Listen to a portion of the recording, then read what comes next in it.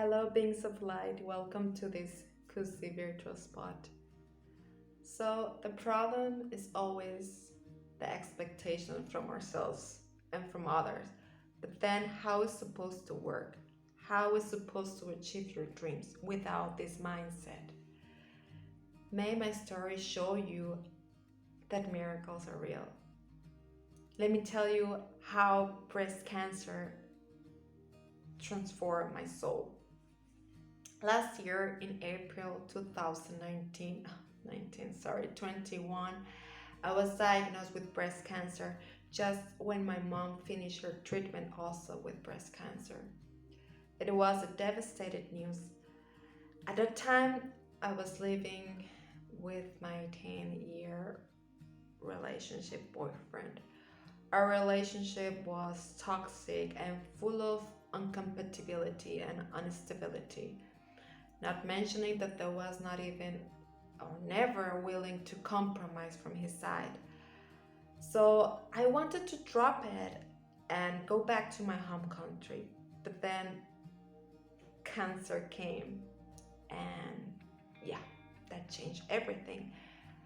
Even if I convey my feelings to him that I wanted to leave, he asked me to stay and to go through this process. So I stayed. I would like to say that I'm fully grateful to him and his family, despite the ups and downs during my process, and that I'm fully grateful to receive the treatment that I still undergo. But the purpose of this video is to tell you how I bond this huge struggle and other life struggles to my diagnosis and how to overcome them. So what was or is my dream? What is your dream? So I always picture myself being a great scientist, contributing to society while getting financial well-being. For me, financial stability is one of the main pillars that allows to reach some important freedom in life while helping others such as family. So moving back to Germany in 2019 and being stuck due to the language challenge prevent me to get a great or a proper job and therefore a generous income. This situation, in addition to my troubled relationship and my mom going through cancer, influenced heavily my peace of mind, particularly since I moved back here in Germany, as I said, in 2019. But how is now my way of thinking? There were moments, there still persists up to date, where I could not accept that these circumstances were happening to me. After I finished the chemotherapy in October last year, my left breast was removed. Even if it was reconstructed afterwards, I'm actually just wearing an implant. I remember praying so hard the day before the operation, and God listened because I recovered physically very quick, but emotionally it's another story. But you know what? After all the struggles, what I've realized, people have no time to feel pity. So I had two options: cry and play the victim and beg for people's attention, or accept my journey with the mindset that when you love yourself, the world loves you back. When you really authentically accept the way you are and the circumstances while you are doing something about it, the world recognizes it and the magic starts happening. And you might ask yourself, how? When the right people and the right resources and information organically and divinely find its ways to you. This is when you know that is happening. So be brave, be patient, and keep faith. I feel now like a rebirth, and I'm still in the process. I was always in constant pain before all this, especially since 2019. And as Mausley in 1867 said, the sorrow that has not bent in tears make other organs weep. And I believe that this is what happened to me and manifested in cancer. About my relationship, I was so scared to be by my own.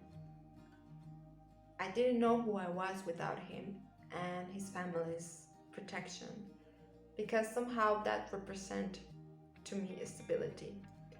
But I was putting myself in a situation of constant stress where my boundaries were crossed, and this is because I wasn't aware of them. My peace and joy were simply being disturbed. People always show their true colors. So do you, so do I. And I simply ignored them for 10 years. I tried with the best I could to make it work, but my energy, his energy were not simply bonding. And well, it wasn't until cancer that I knew it was time to move on. I'm a believer that you can love a person by seeing their potential. And I did. I saw his potential. I saw my potential. But I came to the conclusion that maybe his potential was not meant to be expressed with me, and vice versa. So I had to accept it. Since my separation and me moving out in the beginning of this year, I have been working on myself, figuring out how to flow emotionally and wealthy to go after my dreams, and the most important, how to manifest them. So let me sail this video by mentioning what is working for me, the to-do mindset. So, number 1, self-talk matters.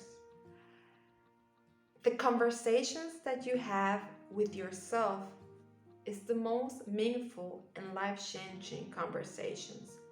Love yourself, but don't fall in love with yourself, because then you're unable to see your flaws and toxicity. Second point is wake up with grace and gratitude, because waking up is a huge achievement.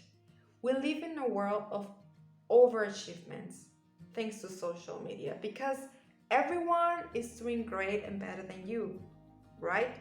So remember that people post their achievements rather than their daily struggles. So be kind to yourself and do not compare yourself to others. The third point, dreams do not work unless you do. There is no overnight achievement. If it comes easy, it goes easy. And success is not served on plate. You have, however, be optimistic while working on your dreams. For example, I have a PhD in water chemistry. That was one of my greatest achievements. I graduated with honors and merits. You know what I do currently for a living? I'm working in a retail company, earning the lowest income in Germany. Still, I can afford myself a cozy apartment and put quality food on my table. I trust in God's plans that is giving me this time to undergo my treatment and focus on what I want, which is data analysis. Yeah, I'm into data. And I have worked in the past in some projects, even during my chemotherapy, which allowed me to improve in this field while receiving some income. Despite this is not a constant activity, and it's so hard to compete for positions where people with this background are taking, I know that I'm in the right path. I'm working and learning like if I would be paid for it. It just feels right. And I have proved myself that I'm competent. And if this is not meant to be, God would not provide me with the resources, information to continue in this arena. Number 4 is believe that God or the universe guide you to achieve your goals. And this is linked to my previous point. We all born with a true and authentic nature and potentials. And even if you haven't figured it out, be sure that they will be manifested. And if you find yourself in a wrong story with the wrong people, be sure that this event, this bad moment, will eventually lead you to at your destination with great lessons. So be patient, because one day God will show you how did He choose you out of so many. The 5th point is make your presence make someone's day by being kind and compassionate enough when you communicate to people and touch other people's life. The 6th point is make fertile space for good things to grow. Comfort zone is a great place to be, but nothing grows there. So get rid of people, situations, and things that are disturbing your peace and ask for guidance. The number 7 is hating and envy are exhausting, so avoid it. People who hate are people who are broken because they gave up on their dreams. So do not be one of them. Seek for understanding, but don't seek for happiness in someone else. You are your own soulmate. That was my big mistake. If you are in peace and joy with yourself, you will attract it.